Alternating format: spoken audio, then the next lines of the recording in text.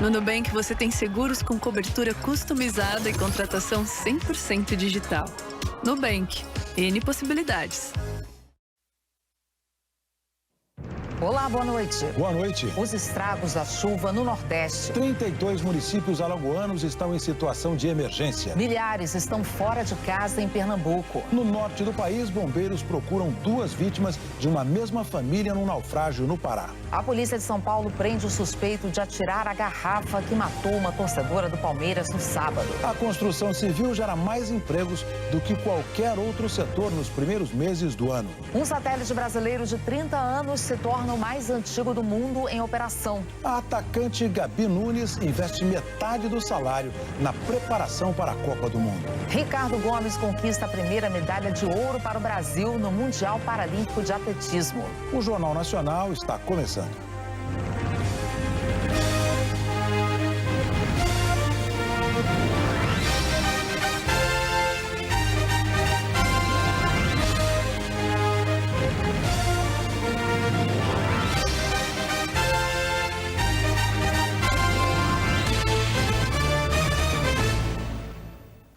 Subiu para 32 o número de municípios em emergência por causa dos temporais do fim de semana em Alagoas. Uma pessoa morreu e outra está desaparecida. Nas ruas de Jacuípe, norte do estado, muita lama. Os moradores passaram o dia limpando a sujeira, tentando reaproveitar o que sobrou em casa. Teve escolher umas coisas e deixar outra, né? Todo ano a gente faz assim, a gente perde e ganha. Olha a quantidade de lama que ainda tem aqui. A água chegou à metade da parede deste prédio, onde funciona a diretoria de transportes do município. Continua fechada. Não tem nenhuma condição ainda de voltar a funcionar. No fim de semana, o rio Jacuípe chegou a subir 5 metros. Todo ano essas coisas assim que acontecem com a gente. Todo ano a gente sai de casa. O ano passado deu 7 cheias, uma atrás da outra. E esse ano já 3 com essa. Chegar às fazendas e vilas na área rural também está muito difícil. Tem muita lama, água e famílias ainda isoladas. As inundações ainda interrompem o trânsito em muitas estradas. Mais de 25 mil pessoas estão desalojadas ou desabrigadas. Nas cidades atingidas pela cheia, escolas e ginásios viraram alojamentos. Tudo com muito improviso. Essas famílias hoje, elas precisam de agasalhos, materiais de higiene pessoal, fraldas descartáveis, materiais de limpeza. Encontramos Dona Maria Cristina, doente, na fila para conseguir um prato de comida. Refeição distribuída por voluntários. Estou aqui doente, quebrado o pé, com febre, gripada aqui por causa de quê? Dessa água que vem. As chuvas fortes também tiraram de casa quase 3 mil moradores de Mata Sul de Pernambuco. 15 cidades estão em emergência. Na cidade de Jaqueira, o nível do rio Pirangi subiu e inundou ruas do centro. Os temporais também atingiram o estado de Sergipe. Em São Miguel do Aleixo, 2 irmãos morreram ao tentar atravessar um riacho. Na região do Baixo São Francisco, a cidade de Neópolis foi uma das mais afetadas. A água invadiu ruas e casas. Em Belém, um bebê e uma mulher morreram e 2 passageiros da mesma família estão desaparecidos depois de um naufrágio no rio Guamá. A viagem começou na Ilha do Combu, destino turístico da capital paraense, e deveria terminar neste porto minutos depois, em Belém. Mas parentes dos sobreviventes contaram que o rio estava agitado e que no início da noite de ontem, o barco virou no meio do trajeto. Os primeiros indícios dão conta de que os tripulantes e os passageiros não tinham colete salva-vidas. 10 pessoas da mesma família estavam na embarcação de pequeno porte que afundou. Eles comemoravam os 6 meses do bebê que morreu. A mãe sobreviveu. Barcos pequenos são comuns na região e muitos ribeirinhos navegam sem coletes salva-vidas. A travessia costuma ser tranquila, mas em dias de chuva e em determinados horários por causa da maré, o cuidado deve ser redobrado. Agora, a Marinha está investigando as causas do acidente. O dono do barco é pescador. Ele está desaparecido e não tinha habilitação para pilotar. A maioria dos ribeirinhos não tem carteira de habilitação. A carteira de habilitação é o dia a dia deles. No fim da manhã, bombeiros localizaram o corpo de uma mulher. A vítima era a filha da Maria. A tristeza, uma dor muito grande para mim, perdi minha filha e meu neto. Perdi toda a minha família. Vamos direto, então, saber como é que fica o tempo amanhã em todo o país. Oi, Jaqueline, boa noite. Oi, Ana. Boa noite para você, para o Heraldo e boa noite para você também. Tem alerta de temporal amanhã para a região sul do país. A chuva pode ser volumosa em quase todo o Rio Grande do Sul e em Santa Catarina. E há risco de alagamentos. Deve chover bastante em Porto Alegre, também em Erechim, no Norte Gaúcho, e em Florianópolis e Lages, na região de Serra Catarinense, com volumes de 40 e 50 milímetros. Já no Paraná, a chuva deve ser fraca e isolada. Pode chover mais forte em Roraima, Amazonas, também na divisa ali com o Pará. Deve ocorrer também essa chuva do Amapá até o Maranhão, no litoral do Ceará e do Rio Grande do Norte até o Recôncavo Baiano. Em toda a área em amarelo, o tempo fica firme. A umidade do ar deve cair bastante em quase todas as regiões e vai fazer calor. Em Cuiabá, Palmas e Teresina, com máximas de 35 graus. Em Manaus e Rio Branco, 34. Em São Luís, no Rio de Janeiro, 32 graus. Salvador, 29 e São Paulo, 27. O destaque dessa semana vai ser a chegada de um novo ciclone que vai potencializar os temporais na região sul. Um ciclone extratropical deve se formar até quarta-feira e ele será o responsável pelos temporais com rajadas de vento que podem passar dos 120 km por hora. O ciclone é um sistema de baixa pressão, só que mais intenso e maior, e dentro dessa grande baixa pressão surgem as nuvens carregadas de chuva, granizo, raios e ventania. Até domingo, a previsão é de mais de 230 milímetros em Santa Catarina e de 200 milímetros no Rio Grande do Sul. Em Porto Alegre, pode chover mais de 150 milímetros até sexta-feira, quase a média para o mês inteiro. Além dos altos volumes previstos, o mar deve ficar agitado, com risco de forte ventania no sul e no sudeste, e a temperatura deve despencar entre quinta-feira e o fim de semana em grande parte do centro-sul. Ana, Heraldo. Obrigado, Jaqueline. A camada de gelo no mar da Antártica chegou ao nível mais baixo já registrado no mês de junho. O nível do gelo esteve 17% abaixo da média. Segundo os cientistas da Organização Meteorológica Mundial, esse aquecimento tem consequências graves para o mar e para a atmosfera e é resultado direto da emissão de gases que provocam o efeito estufa. A Comissão Nacional de Energia Nuclear localizou hoje as duas fontes radioativas de Césio-137 que sumiram de uma mineradora em Nazareno, Minas Gerais. As caixas, classificadas como de baixo risco, estavam em uma empresa de sucatas na capital paulista. A perícia, feita pelo Instituto de Pesquisas Energéticas e Nucleares, constatou que as fontes estão íntegras. Elas tinham desaparecido no dia 29 de junho. Até agora, nenhum suspeito foi preso. Iniciativas estão conseguindo bons resultados no combate a um problema crônico enfrentado por ferrovias brasileiras. Montanhas de lixo se acumulam nas linhas de trem do Rio de Janeiro. No fim do mês passado, um lençol jogado na rede aérea obrigou os vagões a fazer um desvio e as linhas ficaram congestionadas.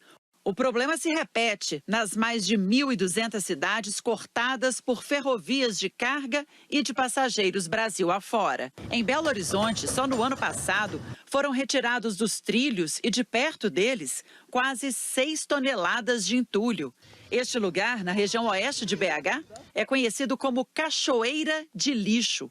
Moradores jogam de tudo morro abaixo e muita coisa cai nos trilhos. Dependendo do tipo de material lixo que tiver em cima do trilho, pode causar algum problema na via. Descarrilar, por exemplo? Dependendo do tipo de lixo, sim. O trem já chegou a parar. Com tanto lixo nos trilhos, muitas vezes não teve nem jeito de passar por aqui. Aí, parte da comunidade se uniu e, junto com a empresa, que é responsável por este trecho da ferrovia, está tentando mudar este cenário.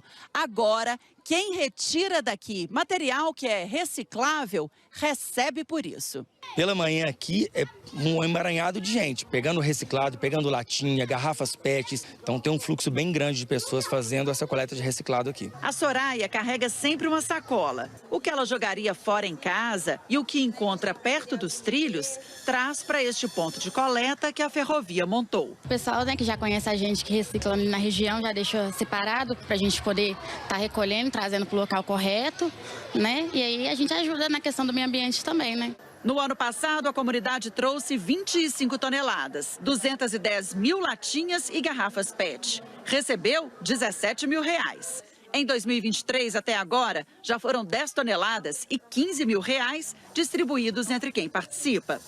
Em Cariacica, na região metropolitana de Vitória, o projeto começou no fim do ano passado. É uma jornada, não está 100%, mas nós percebemos uma redução. Nós percebemos que a comunidade hoje ela tem uma consciência ambiental e ela quer mais. A empresa dos trens deposita o dinheiro no cartão que faz para cada morador que participa do projeto. Dona Andréia bate ponto aqui. Com essas 6 garrafas que você trouxe hoje, Dona Andréia, é mais 30 centavos para o seu cartão. É um pouquinho todo dia para melhorar de vida lá na frente. Estou juntando, né, para pôr o piso lá na minha casa, que é meu sonho. A seguir, a preocupação com um artigo incluído de última hora na proposta de reforma tributária na Câmara. A construção civil gera mais empregos do que qualquer outro setor nos primeiros meses do ano.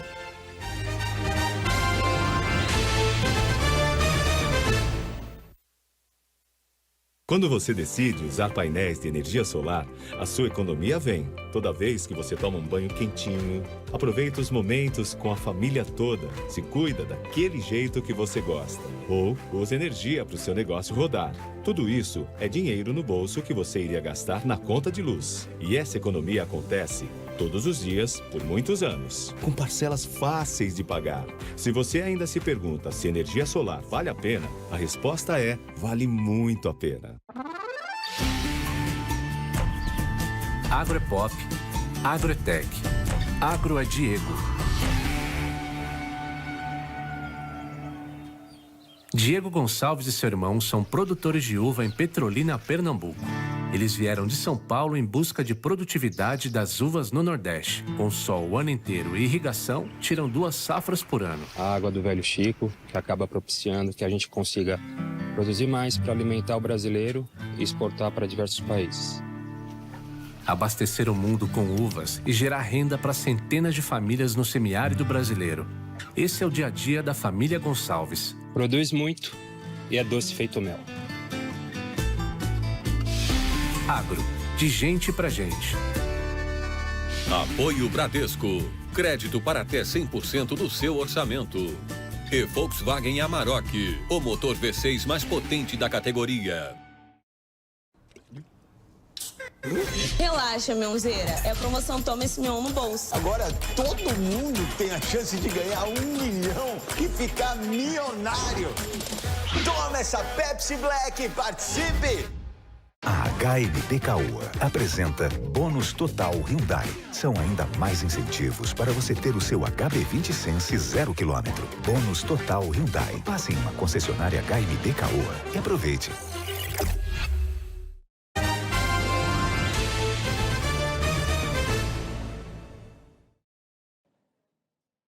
Neste período de chuvas, a estrada federal que liga Manaus a Porto Velho, na região norte do país, vira um atoleiro. Nesta parte da estrada, passar só enfrentando o mar de lama. A BR-319 é uma rodovia federal, inaugurada na década de 1970. São 885 quilômetros que ligam os estados do Amazonas e Rondônia. 2 trechos que se estendem por mais de 450 quilômetros são considerados os mais críticos, o lote C e o trecho do meio. Que se você der informação que a estrada tá boa, com 3 dias ela tá ruim. Nossa equipe embarcou numa viagem de Manaus até Porto Velho. O ônibus de passageiros atolou 18 vezes. Os próprios passageiros puxam o ônibus usando um sistema de pinos e cabos de aço. Eles avançam metro por metro até tirar o ônibus do lamaçal.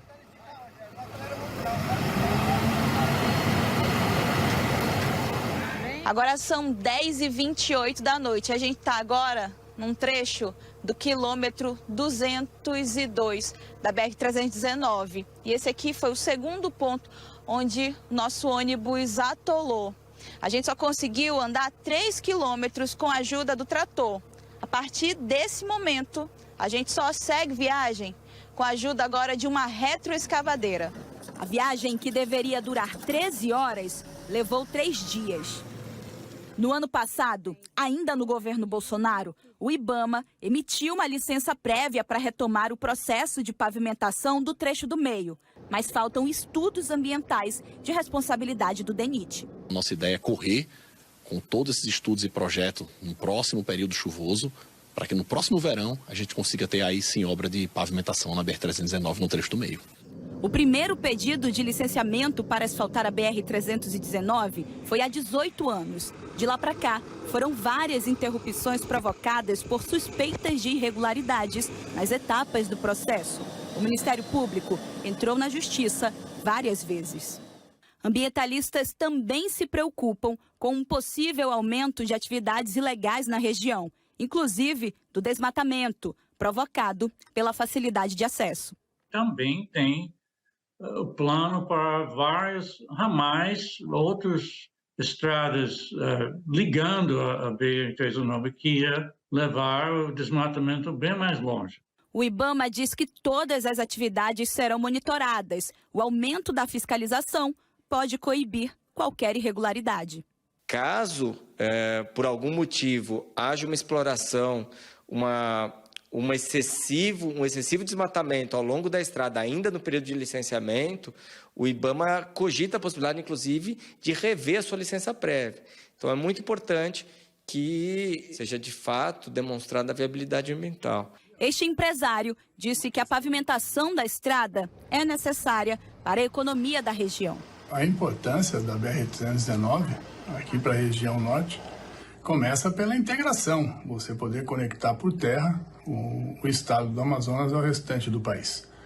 É uma questão de soberania nacional, que não é uma estrada nova, é uma estrada que está deteriorada, é recuperar aquilo que já funcionou, que já serviu para trazer para aqui, para o nosso estado, turistas e para ajudar a escoar os produtos da Zona Franca, certamente trazendo mais competitividade para a nossa economia. Quem precisa usar a BR tem a esperança que a realidade possa mudar em breve.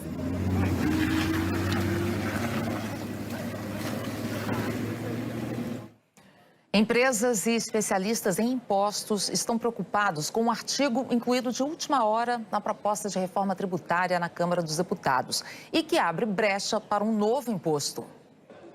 No fim da noite de quinta-feira, logo depois da votação da reforma tributária, os deputados também aprovaram uma emenda chamada de aglutinativa, um conjunto de propostas de vários setores para ser anexado ao texto principal. Essa emenda tem 35 páginas. E o artigo 20 preocupa os tributaristas, porque trata de um tema que não foi debatido em comissões ou em grupos de trabalho na Câmara. O artigo prevê que os estados e o Distrito Federal poderão instituir contribuição sobre produtos primários e semi-elaborados, produzidos nos respectivos territórios para investimento em obras de infraestrutura e habitação, em substituição à contribuição a fundos estaduais. Ou seja, pelo texto aprovado na Câmara, os governos estaduais poderão tributar, por exemplo, petróleo, minério de ferro, gás, energia e produtos agrícolas destinados à exportação. A contribuição ficaria em vigor até 31 de dezembro de 2043. O artigo é novo, mas segundo os tributaristas, trata de um problema antigo. Alguns estados já cobram uma contribuição parecida com essa. E foram esses estados que pediram a inclusão desse artigo na reforma. Dezenas de ações judiciais, inclusive no Supremo Tribunal Federal, questionam a cobrança. O tributarista Luiz Bichara alerta que a criação de uma contribuição dessa natureza é competência exclusiva da União. Ele explica que alguns estados driblam essa proibição usando o que chamam de fundos estaduais, uma espécie de taxa que as empresas são obrigadas a pagar. Se a Constituição autorizar a nova contribuição, aí cai por terra aquele argumento passado da prerrogativa da União legislar sobre esse tipo de tributo e não os estados, entendeu? Esse é que é o problema, é que não necessariamente uma declaração do Supremo acerca da inconstitucionalidade desse tributo hoje impedirá que ele seja cobrado amanhã. Aliás, ao contrário, se a PEC legitimar essa cobrança, nós teremos aí a esdrúxula situação onde um tributo que era inconstitucional foi constitucionalizado na PEC da reforma tributária. O professor de Direito da FGV, Carlos Ari Sundfeld, afirma que o conteúdo do artigo precisa ser revisto no Senado, onde a reforma tributária ainda vai ser discutida e votada. É muito grave, porque outros estados estão cumprindo a Constituição com relação a isso. E não faz sentido, quando se está querendo consertar o sistema tributário brasileiro, legitimar um drible por mais 20 anos. É algo que o Senado Federal tem que corrigir. É totalmente contraditório. Os economistas afirmam que a essência da reforma é simplificar o sistema de impostos, mas sem aumentar a carga tributária, ou seja, o peso dos tributos. Por isso, setores que podem ser atingidos pelo artigo 20 se manifestaram. O Instituto Brasileiro de Mineração disse que o artigo da emenda contraria a própria reforma e aumenta a carga tributária, e que irá gerar sérias repercussões no setor empresarial e as exportações brasileiras. O Ministério da Fazenda não quis se manifestar sobre o artigo 20. Em entrevista ao podcast O Assunto, hoje de manhã, o ministro da Fazenda, Fernando Haddad, disse que vai se reunir com o presidente do Senado, Rodrigo Pacheco, do PSD, para discutir os próximos passos da reforma. Nós não vamos aguardar o final da tramitação para mandar para o Congresso a segunda fase da reforma. Por quê? Ela tem que ir junto com o orçamento. Então, do mesmo jeito que marco fiscal e PEC andaram juntos, né, o Senado e o orçamento vão ter que andar juntos. Até porque, para eu garantir as metas do plano fiscal, do marco fiscal, eu vou precisar que o Congresso aprecie essa segunda etapa junto com a peça orçamentária. A entrevista do ministro Fernando Haddad a Natuza Neri marca o lançamento de um novo formato do assunto, que amanhã chega ao episódio de número 1000.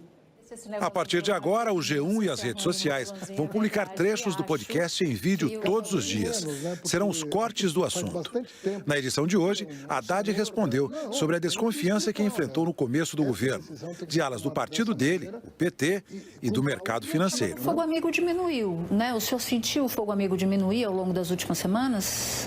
Eu acho que o amigo e o inimigo, né? O fogo... Eu estou me sentindo menos na frigideira do que eu estava 3 meses atrás. Mas o fogo inimigo também diminuiu, né? Muita gente que... Eu falo brincando, fogo inimigo, para só fazer um argumento retórico. Mas tinha muita gente, né, na chamada Faria Lima que dizia, olha... Não dá, o Haddad não dá para ser ministro da Economia. No momento de descontração, o ministro da Fazenda até tocou o violão, por sugestão de Natuza Neri.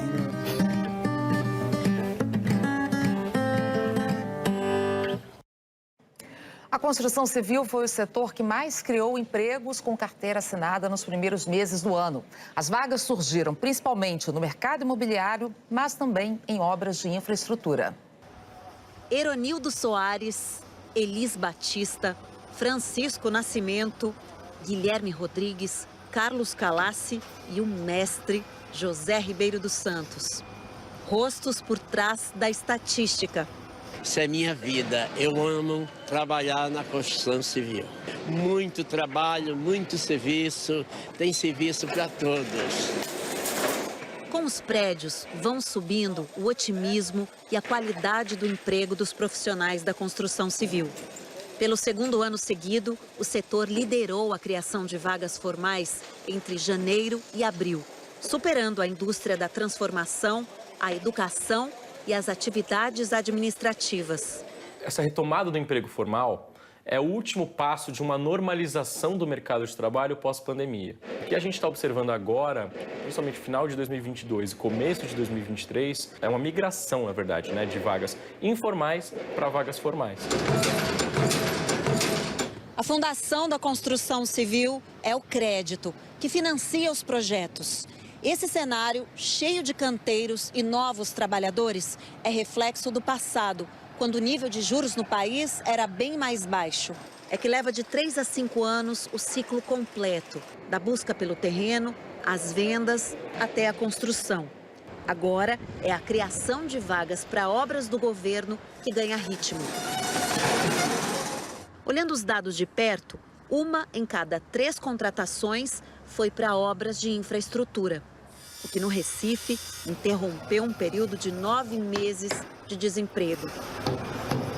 A gente está conseguindo pagar o colégio das crianças, ter uma alimentação melhor e para a família em geral, A estabilidade da carteira assinada está deixando esse pessoal subir mais alto. Com o trabalho CLT eu tenho diversos benefícios, eu tenho auxílio odontológico, vale-refeição. Isso me ajuda bastante, porque sem o trabalho CLT eu não ia conseguir pagar a minha faculdade e, claro, ia ajudar em casa também, Entrei de ajudante e hoje eu sou almoxerife.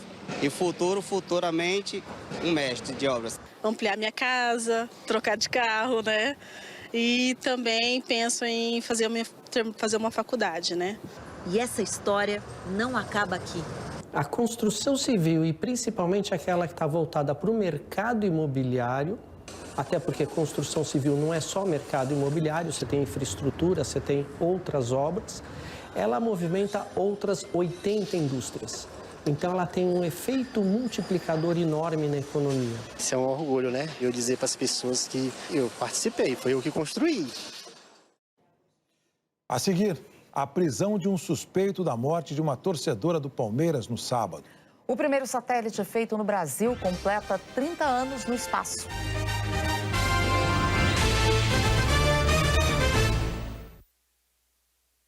E corre que tem promoção relâmpago na área do Globoplay. Bora pro jogo! Combo Globoplay Premier por apenas R$ 34,90 no plano anual. Perde esse convite não, viu, bobo? E combo Globoplay mais canais e Premier a partir de R$ 44,90. É a maior e melhor cobertura do Brasileirão, com as transmissões em 4K do Sport TV e os jogos exclusivos do Premier. Isso é bom, meu Mas corre, porque a promoção termina hoje. Bora de combo Globoplay Premier. Assine já. Quando vemos pessoas brigando por política, criando confusão, até entre familiares, é porque algo está errado. E somos nós, mulheres, que podemos trazer esse equilíbrio tão necessário para a política. O PSDB defende que a mulher participe das decisões políticas em todas as áreas. Venha participar com a gente. Venha, mulher, para o PSDB. O PSDB está voltando para equilibrar o Brasil.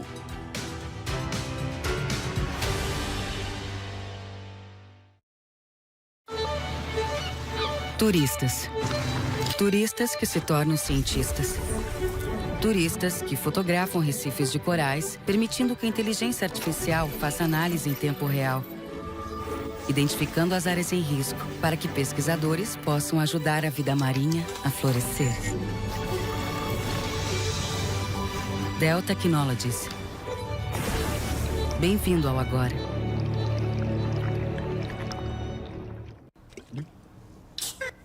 Relaxa, Mionzeira. É a promoção Toma esse Mion no bolso. Agora todo mundo tem a chance de ganhar 1 milhão e ficar milionário.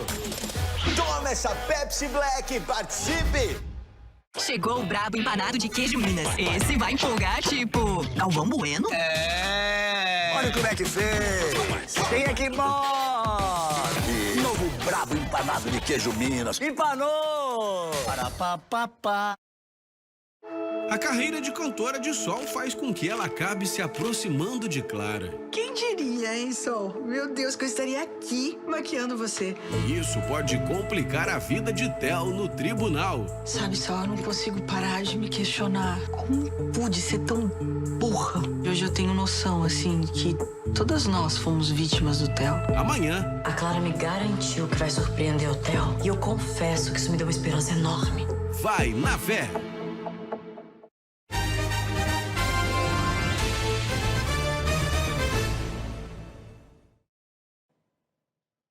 A polícia de São Paulo prendeu um torcedor do Flamengo suspeito de atirar uma garrafa em torcedores do Palmeiras antes de um jogo no sábado.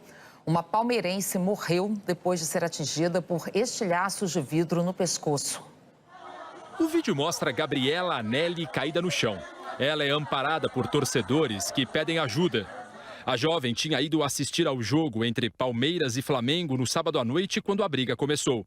Durante a confusão, num dos acessos ao estádio Allianz Parque, Gabriela foi atingida na veia jugular, no pescoço, por estilhaços de vidro de uma garrafa. Gabriela foi levada em estado crítico para o hospital. Passou por cirurgia, mas morreu hoje de manhã. O Palmeiras disse que não se pode aceitar que uma jovem de 23 anos seja vítima da barbárie em um ambiente que deveria ser de entretenimento e cobrou celeridade na apuração deste crime que fere a razão de existir do clube. O suspeito de atirar a garrafa que matou Gabriela foi preso em flagrante após o depoimento de testemunhas. Leonardo Felipe Xavier Santiago, de 26 anos, é torcedor do Flamengo e veio do Rio de Janeiro para assistir à partida. Leonardo foi indiciado por homicídio doloso. O delegado disse que ele confessou ter atirado a garrafa que atingiu Gabriela. Ele fala que ele arremessou a garrafa, mas em momento algum ele fala de alvo específico. Mas independente disso, ele assumiu o risco de ter produzido esse resultado. O depoimento oficial de Leonardo à polícia é diferente do que disse o delegado. O suspeito disse que durante a confusão jogou pedras de gelo e negou ter arremessado qualquer objeto de vidro contra os palmeirenses. A Justiça de São Paulo concordou com os argumentos da polícia e decretou a prisão preventiva do suspeito. Os investigadores estão agora atrás de outras testemunhas e principalmente de imagens que ajudem a esclarecer as circunstâncias do crime. Nesse vídeo, gravado pela ESPN, Gabriela, que fazia parte de uma torcida organizada, aparece tentando entrar na área destinada aos torcedores do Flamengo. Na sequência, um homem de barba e blusa clara atira uma garrafa em direção aos torcedores do Palmeiras que estavam do outro lado do portão. A imagem não mostra onde a garrafa caiu. Os pais de Gabriela estavam no estádio na noite de sábado esperando a filha.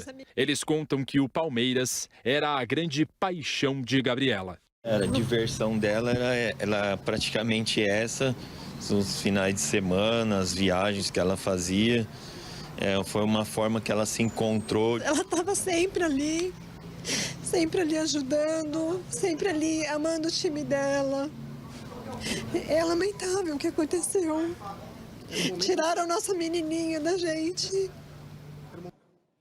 O ministro Gilmar Mendes, do Supremo Tribunal Federal, anulou uma decisão da Justiça Federal em Brasília e mandou desarquivar uma investigação sobre omissão e irregularidades de integrantes do governo Bolsonaro na gestão da pandemia. Com isso, a Procuradoria-Geral da República terá que reavaliar se há indícios de crimes nas condutas do ex-presidente Jair Bolsonaro, do ex-ministro da Saúde, atual deputado pelo PL, Eduardo Pazuello, além de outras pessoas. O ministro Gilmar Mendes considerou que o arquivamento foi irregular, porque Pazuello tem foro privilegiado e qualquer decisão envolvendo o nome dele só poderia ter sido tomada pelo Supremo. A investigação está sob sigilo e apura, a partir de conclusões da CPI da Covid, crimes como epidemia com resultado morte, emprego irregular de verba pública, prevaricação e comunicação falsa de crime. O presidente da Rússia se encontrou pessoalmente com o chefe do grupo mercenário Wagner, 5 dias depois da rebelião contra o governo. A informação foi confirmada oficialmente pelo Kremlin.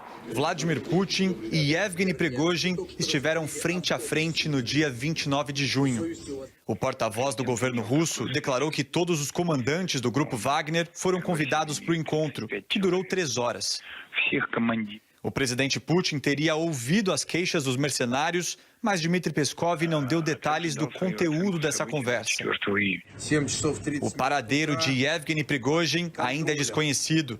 Na semana passada, o presidente de Belarus declarou que ele não estava mais no país onde cumpria o acordo de exílio. Os desdobramentos na guerra da Ucrânia motivaram uma visita oficial do presidente dos Estados Unidos à Europa. A primeira parada foi no Reino Unido. Joe Biden se encontrou com o primeiro-ministro Rishi Sunak na sede do governo britânico. Eles afinaram detalhes do acordo econômico mais recente entre as potências, a Declaração do Atlântico, que trata de temas como inteligência artificial e segurança das cadeias produtivas. Biden e Sunak também concordaram em manter os investimentos a longo prazo na defesa da Ucrânia. Os dois países são os maiores doadores de equipamento militar às tropas ucranianas. Mas, recentemente, os dois chefes de governo andaram divergindo sobre pautas sensíveis, como a adesão da Ucrânia à aliança militar e o tipo de armamento doado ao país. Daqui de Downing Street, Joe Biden seguiu para o castelo de Windsor, onde foi se encontrar com o rei Charles III. Na pauta, discussões sobre mudanças climáticas e a primeira xícara de chá entre o presidente americano e o novo monarca. Biden foi recebido pela Guarda Real. Se encontrou com grandes financiadores de projetos de sustentabilidade. E logo em seguida, deixou o país. A próxima parada é a Lituânia, onde começa amanhã a reunião de cúpula da OTAN. A Turquia concordou hoje em apoiar a entrada da Suécia na Aliança Militar do Ocidente. Segundo o comunicado da OTAN, o presidente Recep Tayyip Erdogan vai pedir a aprovação do parlamento turco o mais rapidamente possível. O anúncio foi feito horas depois de Erdogan ter afirmado que só apoiaria a adesão da Suécia se a União Europeia abrisse caminho para a entrada da Turquia no bloco europeu. Ainda não está claro se a condição do presidente turco vai ser atendida. Agora, para que a Suécia passe a fazer parte da OTAN, falta a aprovação da Hungria, que já afirmou que vai seguir a mesma decisão que a Turquia. O primeiro satélite feito no Brasil completou 30 anos no espaço e bateu um recorde mundial. Que tal uma viagem no tempo? Essa máquina foi construída há 30 anos. Foi o primeiro satélite projetado, fabricado e operado pelos cientistas brasileiros. O SCD-1, satélite de coleta de dados, foi desenvolvido no INPE, em São José dos Campos, e lançado ao espaço em 1993. O satélite está em órbita a 750 quilômetros de altitude, numa velocidade de 28 mil quilômetros por hora. Leva 1 hora e 40 minutos para dar uma volta completa na Terra. E já foram 160 mil. Era para funcionar apenas por 1 ano, mas já se passaram 30 anos e 5 meses. E ele continua em serviço. Essa longevidade do SCD-1 fez ele superar outros satélites, inclusive da NASA, e bater um recorde mundial. É o equipamento para observação da Terra que está há mais tempo em operação. Mas esse veículo seminovo está perdendo potência aos poucos e precisa muitas vezes de um empurrãozinho para pegar no tranco. Uma bateria de um carro funciona em média 4 ou 5 anos, a do satélite foi projetada para 1 ano e hoje ela funciona só quando tem incidência do Sol. Mas mesmo assim o satélite funciona, quer dizer, tendo incidência do Sol, o satélite ele carrega os seus painéis solares e o satélite funciona normalmente coletando os dados das plataformas, os dados meteorológicos. Informações como umidade do ar, vento, pressão atmosférica, que são usados para a previsão do tempo e monitoramento ambiental. No Centro de Controle de Satélites, no INPE, esse computador recebe os dados da saúde do SCD-1, uma espécie de prontuário médico desse vovô dos satélites. E mesmo perdendo as forças e sendo substituído por outros equipamentos, o SCD-1 é motivo de orgulho para quem o acompanha desde o lançamento. Ele abriu as portas para a gente ter um programa espacial como nós temos hoje, né? Um programa realmente que vem se destacando, mas que eu diria que tem espaço para crescer muito mais. A seguir, as 4 medalhas do Brasil no Mundial Paralímpico de Atletismo. O investimento da atacante Gabi Nunes na preparação para a Copa do Mundo.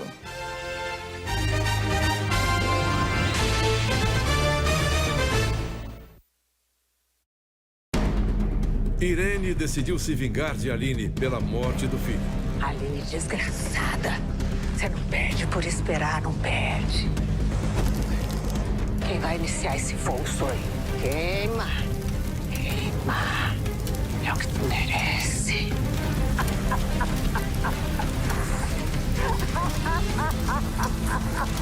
Aline! Que é, Jonatas? O que houve? O que tem? Tá pegando fogo. O quê? Tá pegando fogo. Hoje,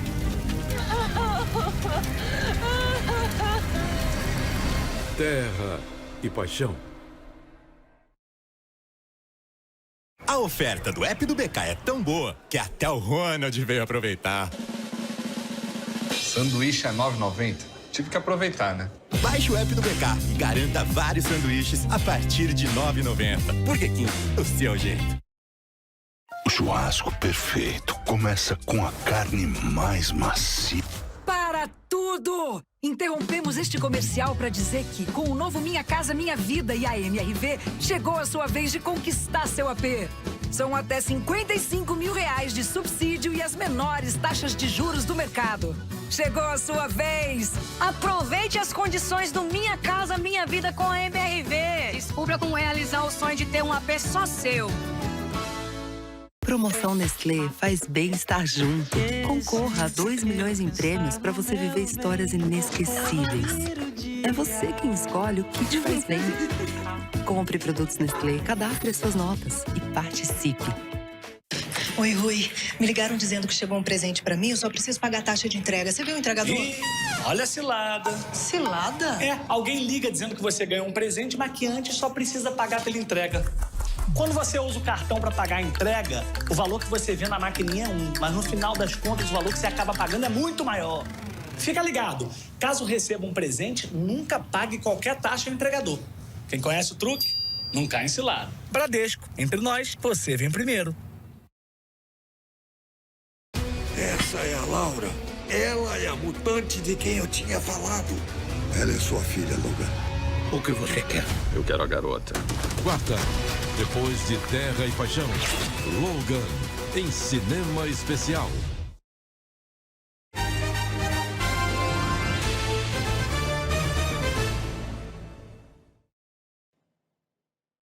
O Brasil conquistou 4 medalhas hoje no Mundial Paralímpico de Atletismo em Paris. Uma delas de ouro.